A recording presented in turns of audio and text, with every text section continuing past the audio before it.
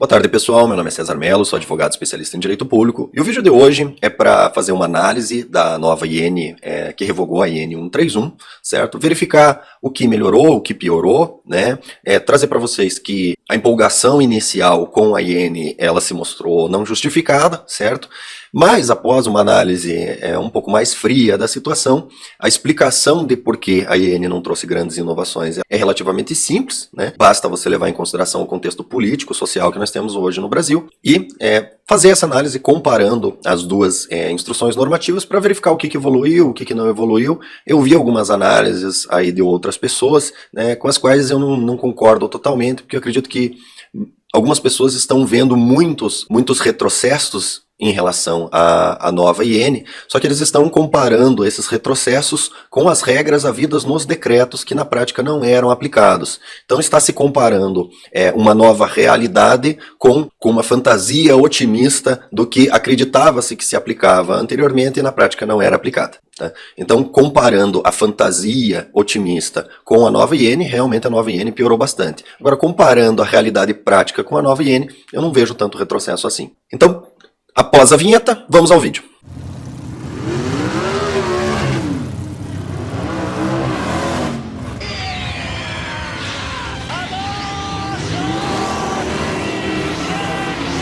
Pois bem, pessoal, para fazer esse vídeo, o que eu fiz? Eu imprimi as duas instruções normativas e fui fazendo a comparação ponto a ponto do que estava regrado na IN antiga e com as inovações da IN nova, tentando identificar qual o raciocínio aplicado para as modificações, certo?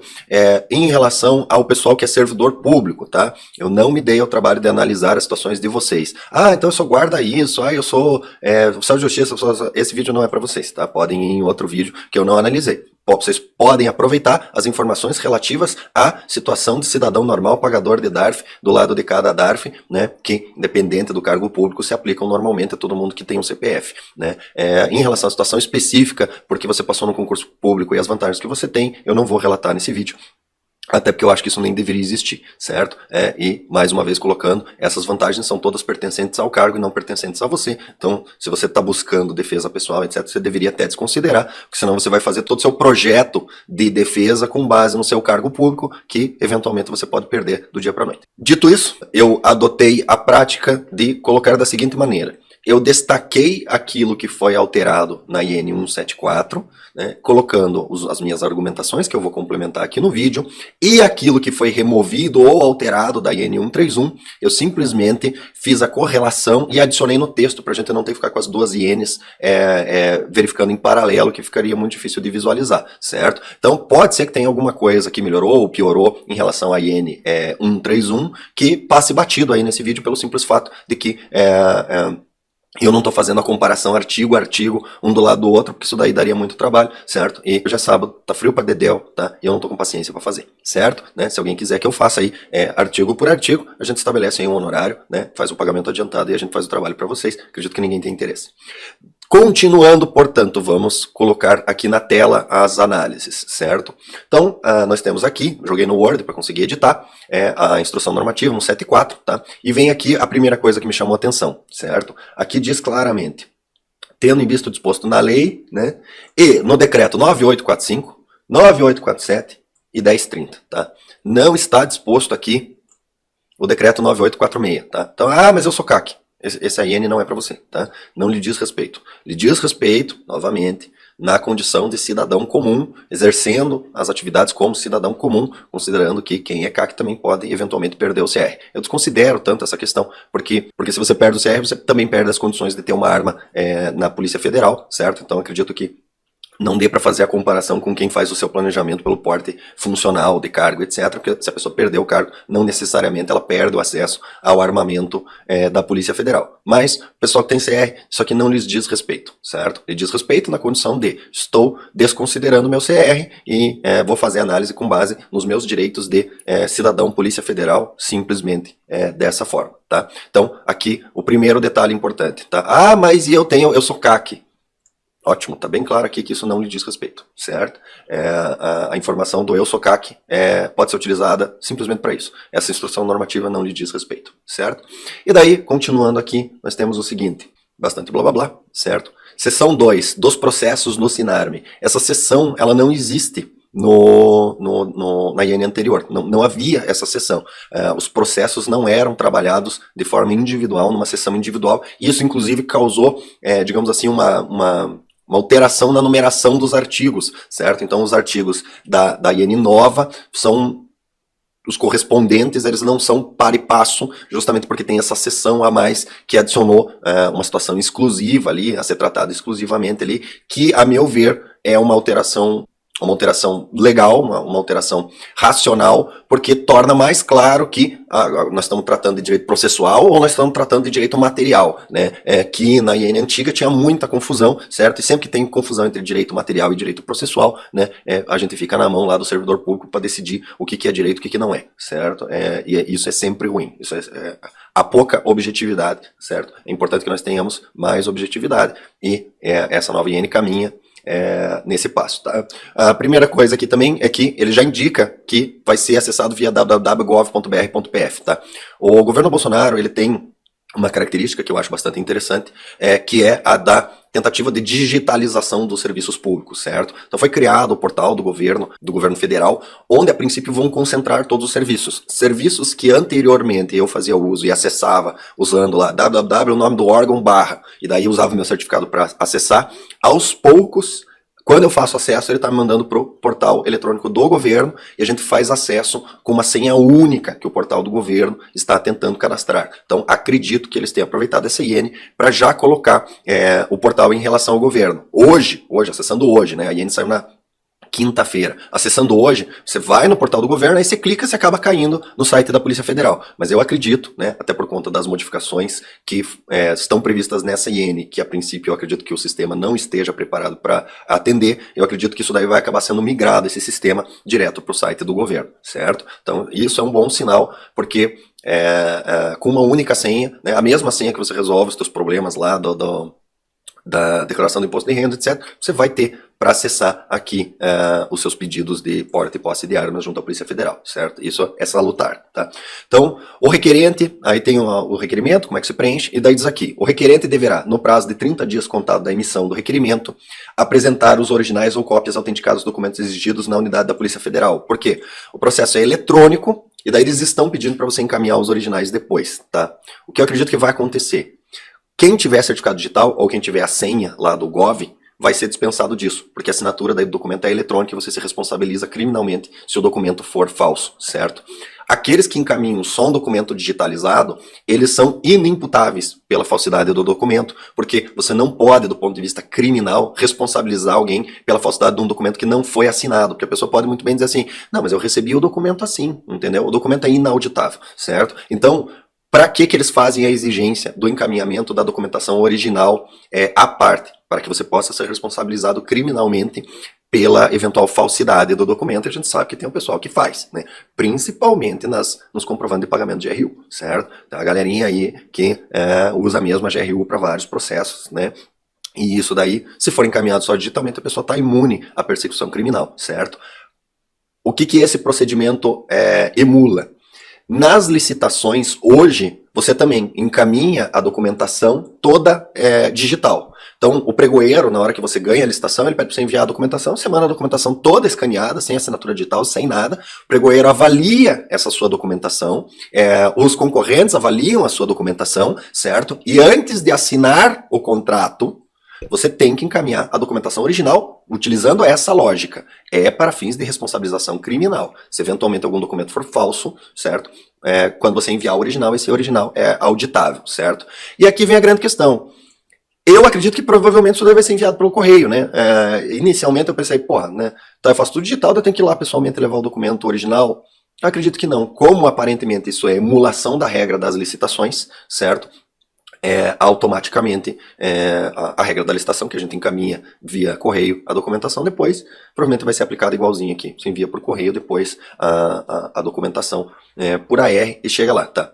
Muito provavelmente, em havendo certificado digital, vai ser dispensado esse envio da documentação posterior por conta dessa lógica. Documentação digital, ela gera responsabilização, então você assinou o documento de forma eletrônica, você garante a veracidade dele. Se ele for falso, você responde criminalmente por essa falsidade, mesmo sendo um documento eletrônico. Tá? Aí, continuando aqui, a gente tem o requerente se compromete, por meio do termo de responsabilidade, a acompanhar o andamento do processo no sítio eletrônico, sendo que todas as comunicações e notificações se darão por meio eletrônico, tá? Intimação por e-mail, certo? Isso daí vem da Lei 9.784, que diz que a intimação no processo administrativo pode se dar por qualquer meio onde se assegure a ciência, certo?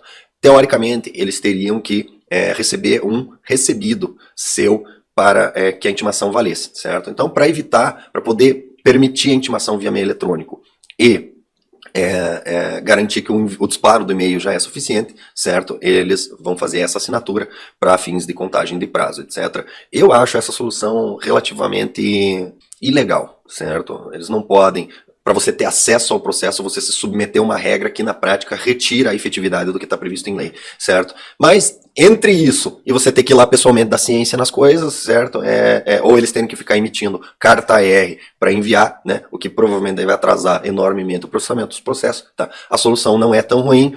Repetindo mais uma vez, provavelmente isso daí depois vai ser inserido no sistema de processo digital, e no sistema de processo digital existe uma intimação eletrônica prevista em lei, que é como funcionam todos os processos judiciais hoje, certo? Então, isso vai acabar acontecendo de qualquer forma, tá? Inclusive é melhor do que algumas soluções adotadas por alguns lugares onde eu coloco, que eles fazem o seguinte: vocês publicam em diário oficial é suficiente, tá? Quem que lê diário oficial, né? Daí publicar em diário oficial, aí você nunca vai saber mesmo, certo? Então, não está 100%, mas dentro do que está disponível para ser feito, tá ok, certo? Pelo menos está previsto aqui que eles vão enviar um e-mail para você, certo? É muito melhor do que na regra antiga, que era simplesmente sua obrigação entrar todo dia para ver, entendeu?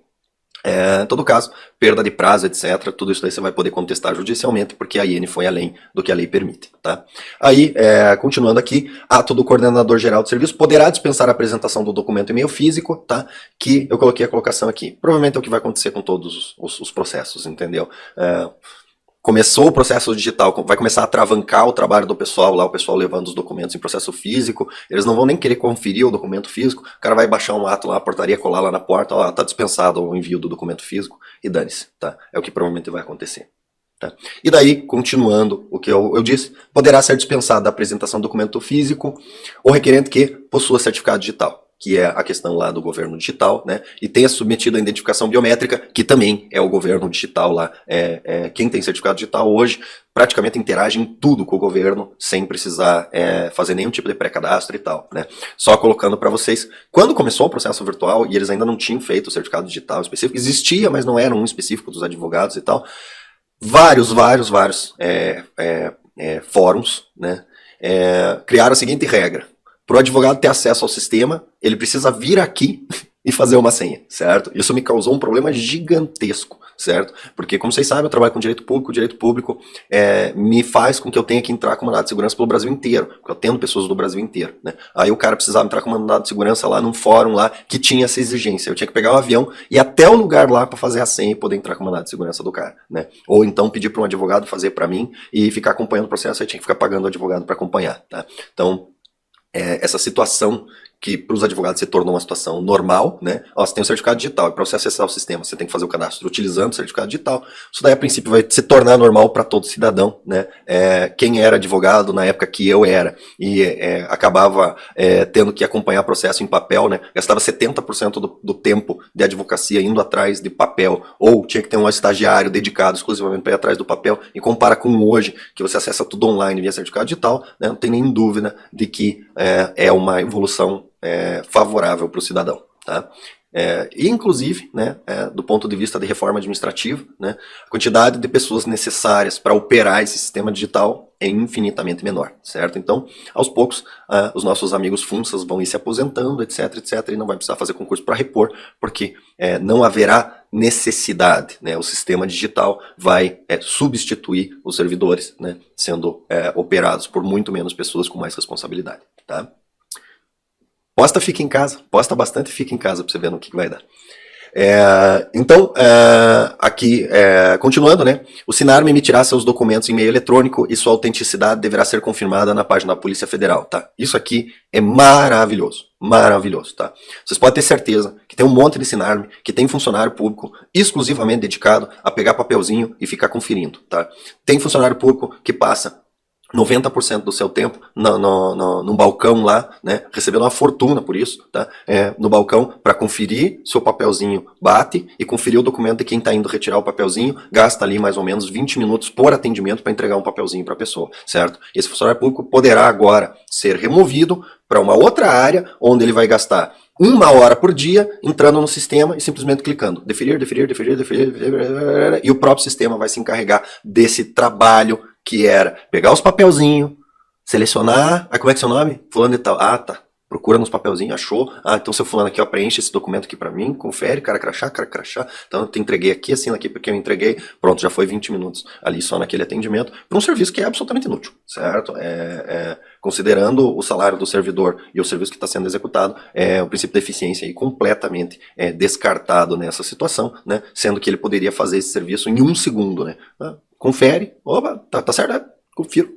Né, confirmar, né, isso se for necessário realmente clicar no confirmar, né, se é que o sistema não pode gerar isso daí tudo automaticamente, né. Então, a exemplo do que a gente tinha aqui no Brasil, a gente tinha no Brasil funcionários de cartórios exclusivamente dedicados a carimbar o canto da página, fazer um círculo, escrever o número e vistar do lado, aí furar o papel, botar numa pasta e fechar, certo? Tinha gente que recebia salários altíssimos para fazer esse trabalho, que é um trabalho, convenhamos, inútil. Absolutamente inútil, certo? Né?